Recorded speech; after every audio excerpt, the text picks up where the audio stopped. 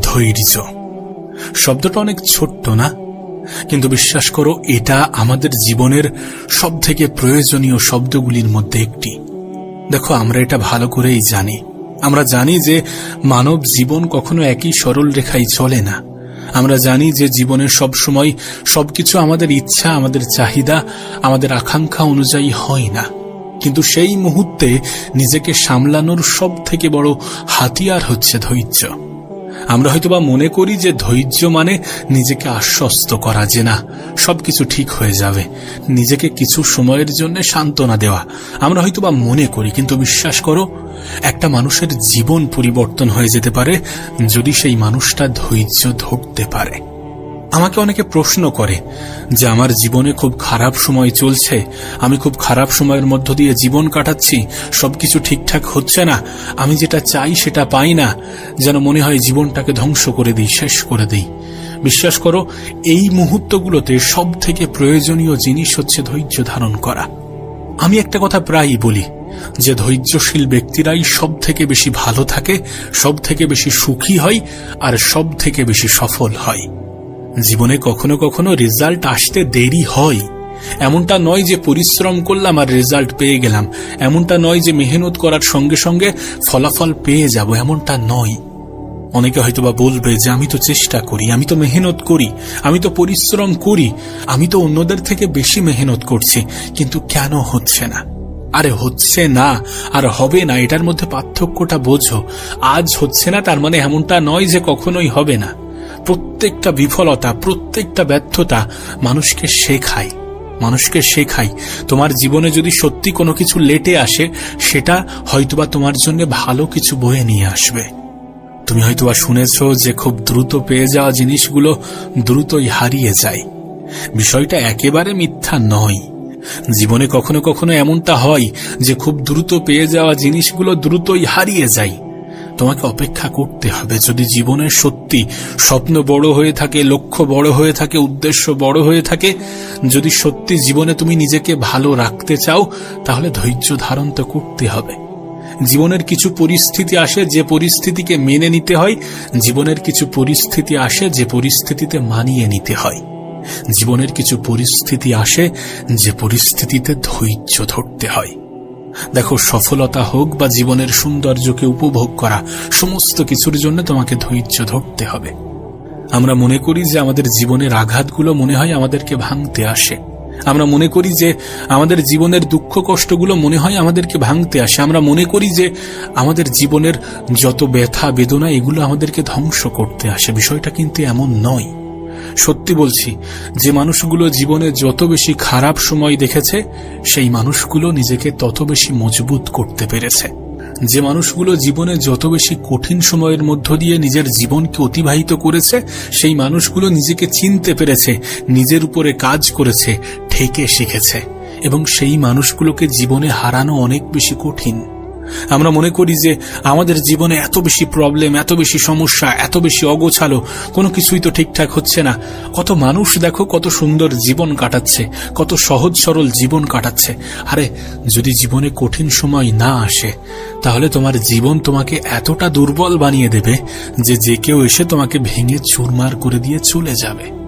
তুমি নিজেই তো খেয়াল করেছ, তোমার আমার বাড়ির শিশুগুলো এবং রাস্তার ধারে ফুটপাতে কষ্ট করে মানুষ হওয়া শিশুগুলোর ইমিউনিটি পাওয়ার কিন্তু একই নয়। আমাদের বাড়ির শিশুগুলোর কম্বলের মধ্যেও ঠান্ডা লেগে যায়, কিন্তু রাস্তার ধারে ফুটপাতে মানুষ হওয়া, বৃষ্টিতে ভেজা, লাথি ঝাঁটা খাওয়া শিশুগুলো কত কষ্টের মধ্য দিয়েও অসুস্থতা গ্রাস করতে পারে না। তার কারণ তারা লড়াই করেছে, সেই প্রতিকূল পরিবেশের সাথে লড়াই করে নিজেকে মজবুত বানিয়েছে। সত্যি বলছি, তোমার খারাপ সময়গুলো তোমাকে ধ্বংস করার জন্য আসে না। এই ভ্রান্ত ধারণা নিজের মনের মধ্যে পুষে রাখার কোনো প্রশ্নই ওঠে না। আমাদের খারাপ সময় প্রকৃত অর্থে আমাদেরকে মজবুত বানায়, আমাদের দুর্বল জায়গা, দুর্বল জিনিসগুলোকে ঠিক করে দেয়। নিজেকে মজবুত বানাতে হবে, আর নিজেকে মজবুত বানাতে গেলে খারাপ সময়ে, কঠিন সময়ে নিজেকে প্রস্তুত রাখতে হবে।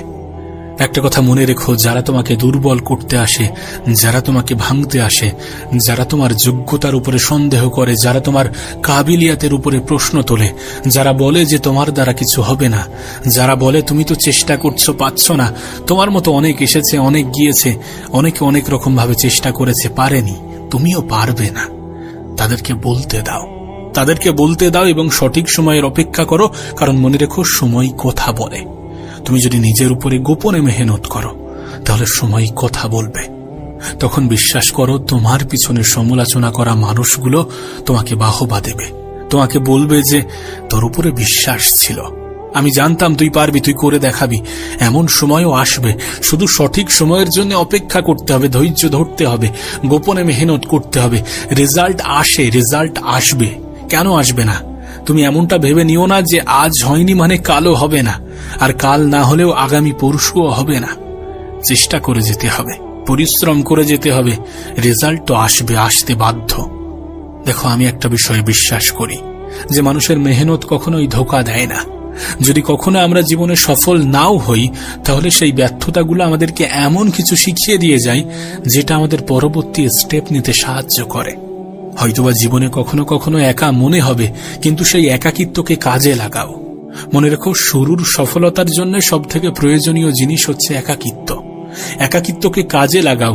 একাকিত্বকে কাজে লাগিয়ে নিজের জীবনে পরিবর্তন আনো। একটা মানুষ যখন একা থাকে না, তখন তার কাছে ভরপুর এনার্জি থাকে, তার কাছে এনার্জি স্টোর হয়ে থাকে। সেই এনার্জিকে নিজের প্রোডাক্টিভিটিতে কাজে লাগাও, নিজের উপরে কাজ করে নিজেকে মজবুত বানাও। নিজের জীবন থেকে শেখার চেষ্টা করো, নিজের জীবন থেকে শেখো। তোমার বই পুস্তক তোমাকে যে শিক্ষা দেয়, তার থেকে অনেক বেশি শিখিয়ে দিয়ে যায় তোমার জীবন। বই পুস্তকের শিক্ষা আজ আছে, কাল থাকবে না, কিন্তু তোমার জীবন থেকে শেখা শিক্ষাগুলো তোমাকে তোমার সফলতা পাইয়ে দেওয়ার জন্য সব থেকে বড় ভূমিকা রাখবে। আবারও বলছি, নিজের জীবন থেকে শেখো, এবং যারা তোমার খুশিতে খুশি হয় না, যারা তোমার থেকে দূরত্ব বাড়াতে চাই, যারা তোমাকে ছেড়ে ভালো থাকতে চাই, তাদেরকে যেতে দাও, তাদেরকে তাদের মতো থাকতে দাও। নিজেকে নিজের মতো করে গুছিয়ে নাও।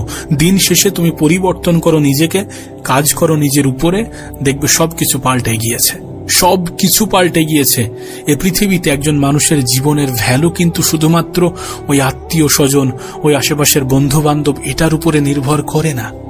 একটা সময় এগুলো ভিড় জমাবে যদি তুমি তোমার নিজের উপরে কাজ করে নিজেকে পরিবর্তন করতে পারো। খারাপ সময় তো আসবে, খারাপ সময় তো মানুষের জীবনের অংশ, কিন্তু তাই বলে কি সবাই নেগেটিভিটিতে ভেসে যায়? আরে নেগেটিভিটি তোমার কাছে একটা অপশন, কিন্তু তোমার কাছে আরো একটা অপশন আছে যে নিজেকে পজিটিভ ভেবে, নিজের জীবন নিয়ে পজিটিভ ভেবে নিজেকে পরিবর্তন করা, ধৈর্য ধরা, সঠিক সময়ের অপেক্ষা করা। তোমাকে তো আগেই বললাম যে সময় কথা বলে। সত্যি বলছি, সময় কথা বলে, সময় তোমার হয়ে কথা বলবে। একটা সময় এমনও আসবে, শুধু হার মেনে নিও না। নিজের জীবনে তুমি যদি নিজেকে হেরে গেছি এমনটা অনুভব না করো, তাহলে এই পৃথিবীর কোনো মানুষই তোমাকে হারাতে পারবে না। তোমার হয়তোবা মনে হতে পারে যে আমার জীবনের তো সময় পার হয়ে গিয়েছে, অনেক সময় অতিক্রম করে ফেলেছি। বিশ্বাস করো, তোমার কাছে এমন হাজারো এক্সাম্পল আছে যারা নিজের জীবনের সফলতার যাত্রাটা 40-50 বছরের পরে শুরু করেছে। Age does not matter. এই জেনারেশনে দাঁড়িয়ে একজন 20 বছরের ছেলে মেয়ের কাছে যে সফলতা আছে, একজন 50-60 বছরের ছেলে মেয়ের কাছেও সেই সফলতা নেই। আবার ঠিক একইভাবে একজন 50-60 বছরের মানুষ যেভাবে নিজের যাত্রা করে 2-3 বছরে নিজেকে পরিবর্তন করছে, সেটা একজন ইয়াং ছেলেও পাচ্ছে না। So believe in yourself. নিজের উপরে বিশ্বাস রাখাটা গুরুত্বপূর্ণ, কারণ আজ তুমি যেটা ভাববে, কাল তুমি সেটা হয়ে যাবে। আজ তুমি যেটা মনে করবে, কাল তুমি সেটা হয়ে যেতে বাধ্য। তোমার কাছে তোমার বয়স কখনোই ম্যাটার করে না। নিজেকে খুব বেশি বয়স্ক, খুব বেশি দুর্বল, খুব বেশি কমজোর মনে করতে যেও না। अगर तुम चाहो तो क्या कुछ नहीं हो सकता। যদি তুমি ভাবো তাহলে কি না কি হতে পারে তুমি নিজেও জানো না। তুমি তো অনেক সহজে হতাশ হয়ে পড়ছো। তুমি তো ভাবছো যে আমার দ্বারা কিছু হবে না, এতদিন ধরে মেহনত করছি, হচ্ছে না, কিভাবে হবে? তুমি কি জানো না, জীবনে প্রথমবারেই সফল হওয়া মানুষগুলো বেশি দূর পর্যন্ত এগোতে পারে না? তুমি কি জানো না, জীবনে প্রথমবারেই সফল হয়ে যাওয়া মানুষগুলো বিফল হওয়ার পরে নিজেকে সামলাতে পারে না। সুতরাং সফলতা আসার পূর্বে বিফলতা আসাটা জরুরি। আর সাধারণত এটাই হয়। যাদেরকে আজ তুমি জীবনের সব থেকে ভালো ভালো পর্যায়ে দেখছো, তাদের জীবনেও কিন্তু এমনটাই ঘটেছে। সফলতা আসার পূর্বে তারা অনেকগুলো ব্যর্থতার মুখোমুখি হয়েছে এবং সেই ব্যর্থতাগুলো থেকে শিখেছে। তারা হতাশ হয়ে পড়েনি। তারা জানে জীবনে সফল হওয়ার জন্য শুধুমাত্র মেহনত যথেষ্ট নয়, কারণ পরিশ্রম সবাই করছে। স্মার্টলি মেহনত করাটা প্রয়োজন এবং সর্বশেষ রেজাল্টের জন্য ধৈর্য ধরাটা প্রয়োজন। আজ ভেবেছি মানে আজই হবে এমনটা নয়, হবে, হয়তোবা সময় লাগবে। আর জীবনে বড় কিছু করতে সময় লাগে, তাই কখনোই ধৈর্য হারা হয়ে যেও না, কখনোই নিজের উপর থেকে বিশ্বাস হারিও না। মনে রেখো, কিছু মানুষ তোমাকে ভাঙার চেষ্টা করবে, কিছু মানুষ তোমাকে উপর থেকে নিচে নামানোর চেষ্টা করবে, কিন্তু মনে রেখো এই সকল মানুষগুলো তোমার নিচেই অবস্থান করছে। তুমি এটা অনেক ভালো করে জানো। যারা তোমাকে নিয়ে হিংসা করে, যারা তোমাকে ছেড়ে গিয়েছে, যারা তোমাকে ভুলে গিয়েছে, যারা তোমাকে ইগনোর করে, যারা মনে করে যে তোমার দ্বারা কিছু হবে না, তাদেরকে জবাব দেওয়ার একটাই মাধ্যম নিজেকে পরিবর্তন করা, জীবনে কিছু করে দেখানো। সময় আসবে, তোমারও সময় আসবে। বিশ্বাস করো, প্রত্যেকটা মানুষের জীবনে একটা সময় আসে। যদি সেই মানুষ নিজের জীবনের অপমানগুলোকে মোটিভেশন হিসাবে কাজে লাগায়, যদি সেই মানুষ জীবনের খারাপ সময়ে হার না মেনে নিজেকে সামনের দিকে এগিয়ে নিয়ে যাওয়ার সম্পূর্ণ চেষ্টা চালায়, যদি কোনো মানুষ এটা মনে করে যে ব্যর্থতা আমাকে কোনো কিছুই করতে পারবে না, কারণ আমি জীবনে এমন কিছু অর্জন করিনি যেটা হারিয়ে গেলে আমার আফসোস হবে। বিশ্বাস করো, আমরা জীবনে এমন কিছুই অর্জন করিনি যেটা হারিয়ে গেলে আমাদের আফসোস হবে। তুমি নিজেকেই প্রশ্ন করে দেখো না, নিজেকে প্রশ্ন করো, তুমি নিজেই নিজের উত্তর পেয়ে যাবে। এখনো অনেক কিছু করার বাকি আছে। कुछ करके दिखाना है, दुनिया को बातों से नहीं अपने काम के द्वारा सिखाना है। মানুষকে নিজের কাজের মাধ্যমে শিক্ষা দিতে হবে, নাকি তোমার কথার মাধ্যমে? তুমি কথার মাধ্যমে যেটা বলবে সেটা আজ মনে রাখবে, কাল ভুলে যাবে, কিন্তু কাজের মাধ্যমে যেটা বলবে সেটা মনে রাখবে, অনেক সময় ধরে মনে রাখবে। আবারও বলছি, ধৈর্য ধরতে হবে। নিজের জীবনে পরিবর্তন আনতে গেলে ধৈর্য ধরতে হবে। জীবনের সৌন্দর্যকে উপভোগ করতে গেলে ধৈর্য ধরতে হবে। কিছু ভুল মানুষের প্রশ্নের জবাব কাজের মাধ্যমে দিতে গেলে ধৈর্য ধরতে হবে। কিছু ব্যর্থতাকে মেনে নিয়ে ব্যর্থতা থেকে শিখে জীবনে এগিয়ে যেতে হবে।